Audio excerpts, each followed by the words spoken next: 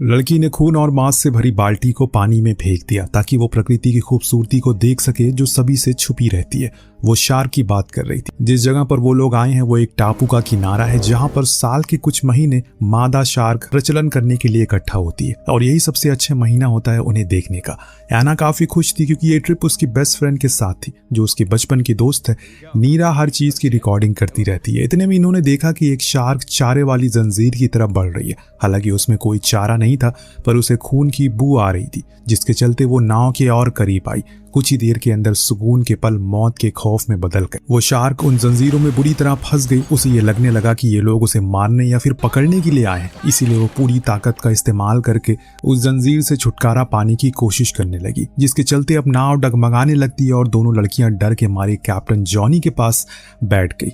वहां बॉयज ने जब देखा कि अब चीजें उनके कंट्रोल से बाहर जा रही है, आसपास कोई भी मदद के लिए नहीं है, तो जल्दबाजी के चक्कर में उसने वो कर दिया जो गलती उसे नहीं करनी चाहिए थी। वो एक रॉड से उस शार्क के ऊपर हमला करने लगता है। उसे लगता है कि वो ऐसा करने से दूर हो जाएगी पर वो इससे और ज्यादा गुस्सा हो जाती है। उसका शरीर से अब खून बहने लगा था। मतलब साफ है कि वो चोटिल है और बोया दरअसल नया है इस काम में। यहाँ पर कुछ ही हफ्ते हुए हैं उसे, इसी वजह से उसे जरा भी अंदाजा नहीं है कि ऐसे हालातों में क्या करना चाहिए। कैप्टन फौरन इसके पास आए, डांटते हुए बोले, अरे पागल हो क्या तुम, तुझे पता भी है तो किसे मार रहा है? वो सबसे बुजुर्ग मादा है और उसके पेट में बच्चा है। गांजा फूक कर आया था तो क्या? वो उस जंजीर को प्लास से खोल देता और ताकि वो आजाद हो जाए। इस काम में वो सफल रहा और वो दूर हो गई। वो चली तो गई पर एक सवाल पीछे छोड़ गई। क्या बस इतना ही था? चोट तो उसे लगी है, जो चीज हमने भी देखी है, लेकिन वो चोट कितनी गहरी है और अगर उन चोटों से उन बच्चों का कोई नुकसान पहुंचा होगा तो वो क्या करेगी? ये जवाब समय के साथ मिल जाएगा। फिलहाल कैप्टन दोनों लड़कियों को शांत करवाता है, ये कहकर कि ये कोई नई बात नहीं है, ऐसा कई बार होता है। परंतु उसने बोया को उसकी हरकत के लिए काफी सुनाया। कहा कि अगर उसने ऐसा दोबारा किया तो उसे काम से निकाल देगा।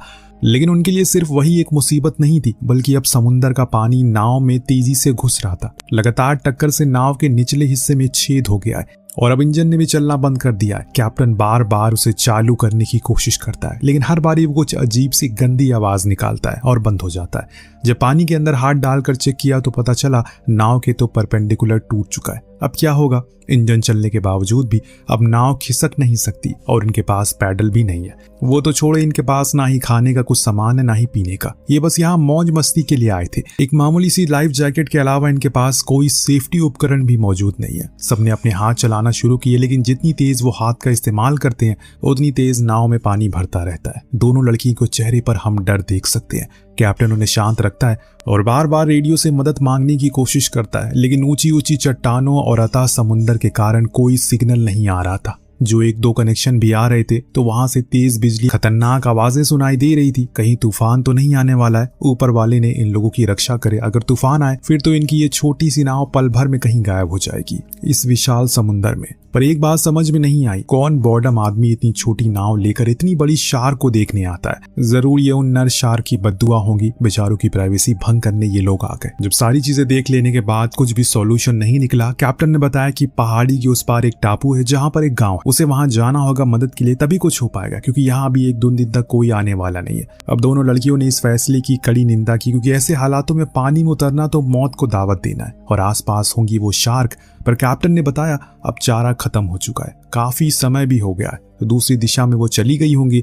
मुझे ये करना होगा वरना हम यहीं फंसे रह जाएंगे और कोई हमारी मदद के लिए नहीं आएगा। इतना कहकर वो पानी में धीरे से उतरा। अब धड़कन तो उसकी भी तेज थी, पर क्या करे बेचारा, पैसे जो लिए थे, दोनों लड़कियों से जान तो बचानी थी उनकी। उसके हाथ में वही रॉड था जो देख हमें ये समझ में आता है कि कंफर्मेशन तो उसे भी नहीं है कि शार्क है या फिर नहीं। अब हल्के से हाथों को चलाते हुए वो आगे बढ़ता है ताकि शोर उन्हें आकर्षित ना करे। कुछ ही दूर वो बढ़ा था, उसी समय उसे कुछ दिखा अपने सामने जो अचानक उसके पीछे आ गया। लेकिन जब वो पीछे मुड़ा तो वहां कोई नहीं था। अब नाव में बैठी नीरा, एना और बोया की सांसें अटकी पड़ी थी। वो समुंदर में उन काली परछाइयों को साफ साफ देख सकती थी। अब पानी में आधे घंटे से तैरता हुआ जॉनी को सब्र का बांध टूट जाता है और वो बस रॉड को फेंक कर तेजी से आगे बढ़ने लगा। जैसे ही उसने 3-4 बार अपने हाथ तेजी से चलाए, पीछे वो आ गए। अब यहाँ उसकी हवा टाइट हो गई। अपने अंदर वो बस एक ही बात सोचे बैठा, अगर मैं मर गया तो सबसे पहले भूत बन के आऊंगा और बोया बेवकूफ को मार डालूंगा। उसकी ही वजह से ये सब हो रहा है। हालांकि वो शार्क उसके पास तो थी, लेकिन कोई भी उसके करीब नहीं जा रही थी। हो सकता है कि खतरा पानी में नहीं बल्कि जमीन पर हो। अब 23 मिनट तैरने के बाद वो फाइनली जमीन के टुकड़ों को छू लेता है, जो देख नाव में बैठे सभी की सांस में सांस आती है। उन्हें अब यकीन हो गया कि वो सभी बच जाएंगे, बस उन्हें ऐसा लगता है अभी बचे नहीं है वो। तो अब टापू पर आते उसे भागना शुरू कर दिया उस जंगल में, ताकि जल्दी उस गांव तक पहुंच जाए। ऊंचे ऊंचे पहाड़ों से भरा ये जंगल उसके लिए मुश्किलें पैदा कर रहा था। फिर वो हो गया जिसकी उम्मीद नहीं थी, वो रास्ता भटक गया। लो भाई, लग गया अब इसके और बन गया ये हीरो। इसे तो बोया को ही भेजना चाहिए था हीरो बनने के लिए। उधर नाव से पानी निकालते निकालते उन तीनों का पानी निकल गया। चीजों से परेशान होकर बोया ने गुस्से से बाल्टी फेंक दी। सुनाने लगा अपने अतीत के किस्से। उसने बताया कि इससे पहले वो एक टूरिस्ट बोट पर काम करता था। वहां उसके साथ एक ऐसा हादसा हुआ जिसके बाद वो इन शार्क को कोई जानवर नहीं बल्कि राक्षस मानता है। उसने अपनी आंखों से देखा कि एक शार्क टूरिस्ट के सर को उसकी धड़ से अलग करके खा रही थी। अब दोनों लड़कियां ये बातें सुनकर वो उनकी हवा टाइट हो गई और ये बोया आधा पागल ही लगता है। ये कोई जगह है ऐसी बात करने की? शायद उसका दिमाग में अब समझ आ गया कि यहाँ से निकलना नामुमकिन है, इसीलिए वो बहक चुका है और ये चीज आना भी समझ जाती है। उधर हीरो बनने गया जॉनी भागे ही जा रहा है, बस भागे ही जा रहा है। पता नहीं वो कहाँ गया वो गाँव। अब तो सूरज भी ढलने वाला और इस जगह पर वो कतई रात नहीं बिताना चाहता। उसे घर जाना है। एक बारी वो उसकी जान में जान आई। जब वो भागते हुए जंगल के बाहर आया तो सामने कुछ छोटे मोटे घर भी दिखाई दिए। शायद वही गाँव है,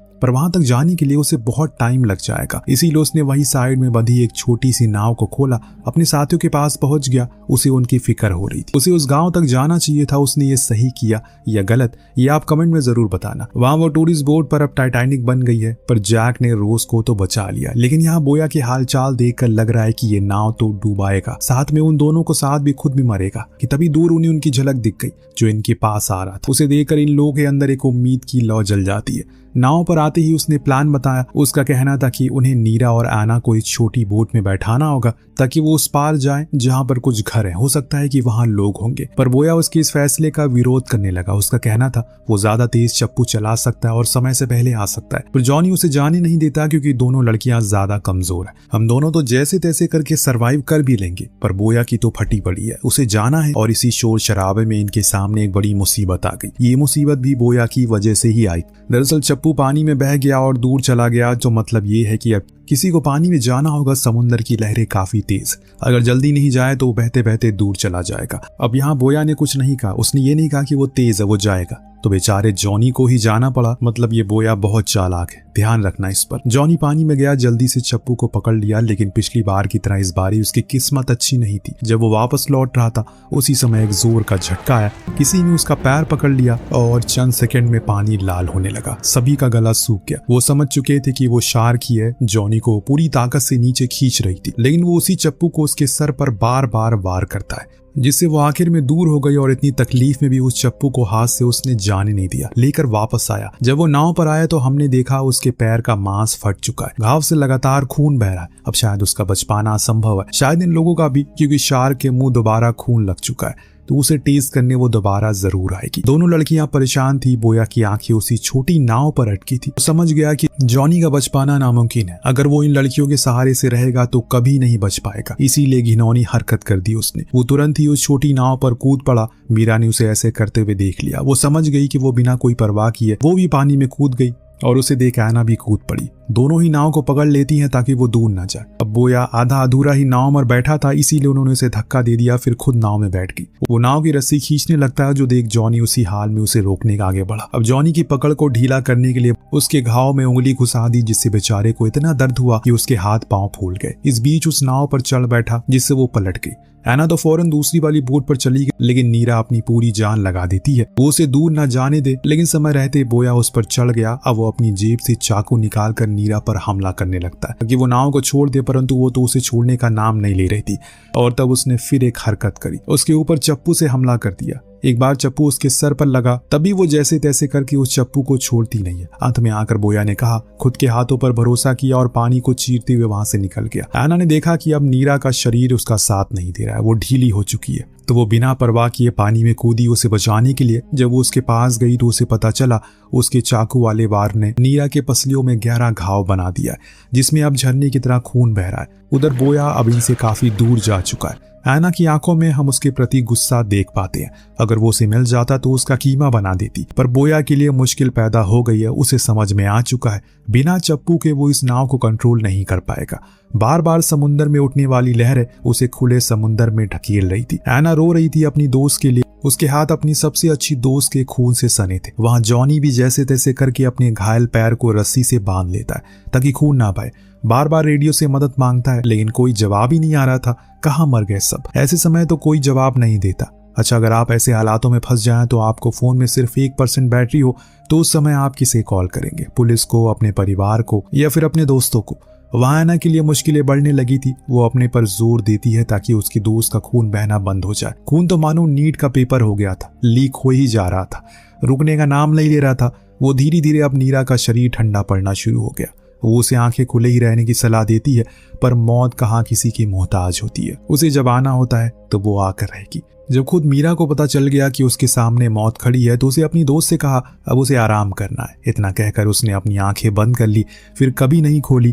ऐना टूट चुकी है पूरी तरह। हंसती खेलती नीरा जो कुछ घंटे पहले हजारों सपनों के साथ यहाँ आई थी, आज उसकी मौत हो चुकी है, वो भी उसकी गोद में, जो उसने कभी नहीं सोचा था। सब कुछ बदल गया पल भर में, और इसीलिए कहते हैं कि समय का चक्र बहुत बलवान होता है। यहाँ जॉनी समझ गया कि अब दिलासा देने का समय नहीं है। उसने बहुत बार कोशिश कर ली रेडियो से, लेकिन जब कोई जवाब नहीं आया उसने कहा कि अब उन्हें कुछ करना होगा। बोट भी लगभग पूरी डूब चुकी है, तो अब बस कुछ हिस्सा पानी के ऊपर था। पर दोनों चीजों से बड़ी मुसीबत ये थी, उसका और नीरा का दोनों का खून पानी में मिल रहा है, जो समुद्र में पानी को मीठा बना रहा है। और ये रुआवजा शार्क को बेहद पसंद है। वो पूरे परिवार के साथ अब इनके चारों ओर घूम रही है। ऐना ने वहां रखे सामानों को इकट्ठा करना शुरू कर दिया। उसके दिमाग में एक बेहतरीन सुझाव आया। लाइफ रिंग और सीट को एक साथ करके उसने एक बेड़ा तैयार कर लिया, यानी कि एक काम चलाऊ राफ्ट। पर जॉनी ने जब चारों ओर देखा तो वो समझ चुका सिर्फ ये राफ्ट उनके लिए नहीं है। अगर वो इसे लेकर पानी में जाएंगे तो कुछ ही सेकंड में नोचे जाएंगे। तब उसने एक ऐसी बात बोली जो सुन ऐना का दिल छन्नी हो गया। हमें नीरा को समुद्र में डालना पड़ेगा, जिसे खाने के चक्कर में वो सभी बिजी हो जाएं और हम यहाँ से निकल सके। ऐना गुस्से से उस पर टूट पड़ी।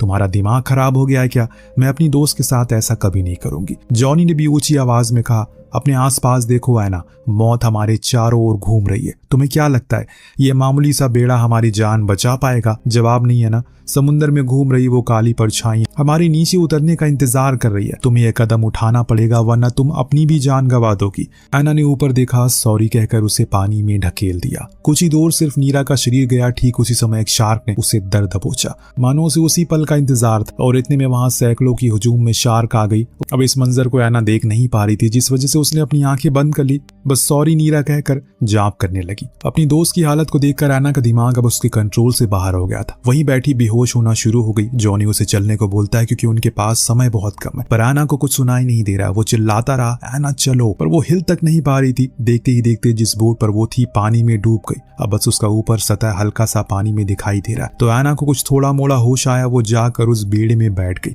लेकिन उसे जाते हुए पीछे मुड़कर देखा और अपनी दोस्त नीरा से एक आखिरी बार माफी मांगी। उसकी आंखों में आंसू थे, दर्द था अपनी बचपन की दोस्त को खोने का, लेकिन अफसोस एक बेवकूफी गलती की वजह से ये सब कुछ हो गया। एक सेकंड क्या किसी ने बोया को देखा? कहाँ गया वो? जिंदा भी है या फिर मर गया? अपनी इन दोनों पर फोकस करते हैं तो अब ये कुछ दूर आगे आ गए। जॉनी को एहसास हुआ अगर ऐना का साथ रहेगा तो उसकी जान चली जाएगी, क्योंकि उनका पीछे वो शार्क छोड़ ही नहीं रही थी उसकी बहते खून की वजह से। तो उसने एक और कठोर फैसला लिया और खुद को धीरे धीरे करके उस बेड़े से दूर कर लिया। धीरे धीरे वो समुद्र के बीच चला गया, फिर एक झटके में गायब। हमने कुछ ही मिनटों में इंसान के दो रूप देखे। एक वो जिसने सभी को अपने से नीचे समझा, खुद की जान ज्यादा कीमती समझी, और एक ये जिसने जब देखा कि उसकी वजह से दूसरों की जान चली जाएगी तो खुद उससे दूर हो गया। दुनिया बहुत बड़ी है और बहुत से अच्छे लोग भी हैं। ऐना ने जब दूर देखा तो उसके चेहरे पर एक कशिश आ गई। वहां एक सेलर शिप थी, ये सच है। वो फौरन पानी में तैरते हुए रेडियो को पकड़ी और उसे बोलने लगी। उसे मदद की जरूरत है, लेकिन वो लोग उसकी भाषा को समझ नहीं पा रहे थे। इतने में एक शार्क उसके एकदम करीब आई, इतने करीब कि वो इसकी दिल की धड़कनों को सुन सकती है। पर हैरानी की बात ये थी उसने उसे कुछ नहीं किया, वहां से चली गई। जब तक कोई उसे छेड़ेगा नहीं वो कुछ नहीं करता। यही चीज देखने को मिली दूसरे सीन में। हमें पता चला कि वो सेलर बोट ने देख लिया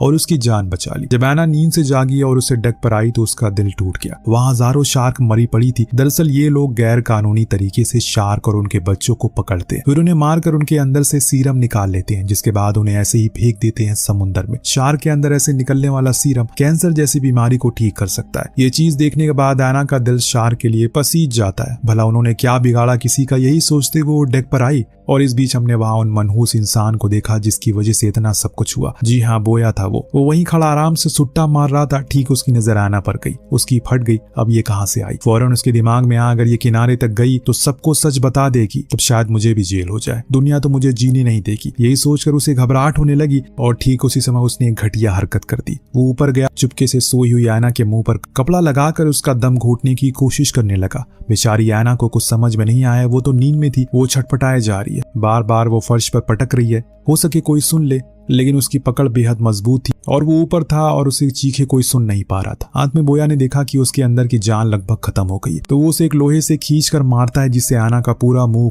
खून से भर गया और पैर में एक गहरा घाव हो गया। अब वो खड़ी भी नहीं हो पा रही थी। उसे ऐसा लगने लगा कि उसके अंदर जान नहीं बची। जब उसने देखा उसके साथ ऐसा करने वाला कोई और नहीं बल्कि बोया है, तो उसकी आंखों के सामने उसकी दोस्त का वो मरा हुआ चेहरा आया। उसे दर्द में तड़पना याद आया और उसका गुस्सा पूरे उफान पर था। उसने देखा पास में वही आयरन व्हील पड़ी है। वो धीमे से उठाती और झटके से उसके सर पर दे मारी। इससे बोया दर्द के मारे चीख पड़ा और यही चीखें नीरा की भी थी जब उसने उस पर चाकू से हमला किया था। आज उसी का कर्मा उसे मिल रहा है। सिर्फ यही नहीं, उसने उसे दोबारा हमला किया, फिर पानी में धक्का दे दिया। कुछ ही सेकंड के अंदर खून की खुशबू से वहां शार्क आ गई। एक ने छलांग मारी और सीधा पूरे शरीर को अंदर ले लिया अपने। वो चिल्लाता रहा। उसकी दर्द भरी चीखें एना के कानों को सुकून दे रही थी, क्योंकि ये उसकी दोस्त और जॉनी का बदला था। एना वही सदमे में बैठी रो रही थी, पर वो जिंदा तो बच गई। जो अभी सुबह से हुआ शायद वो अपनी पूरी जिंदगी कभी भूल नहीं पाएगी, ना आप कभी समुद्र की तरफ अपना रुख करेगी। हमेशा आप अपने आज और अभी के पल को इतना हंसी खुशी से जिए, क्योंकि अगले पल क्या हो किसी को नहीं पता होता। इन दोनों के साथ भी वही हुआ।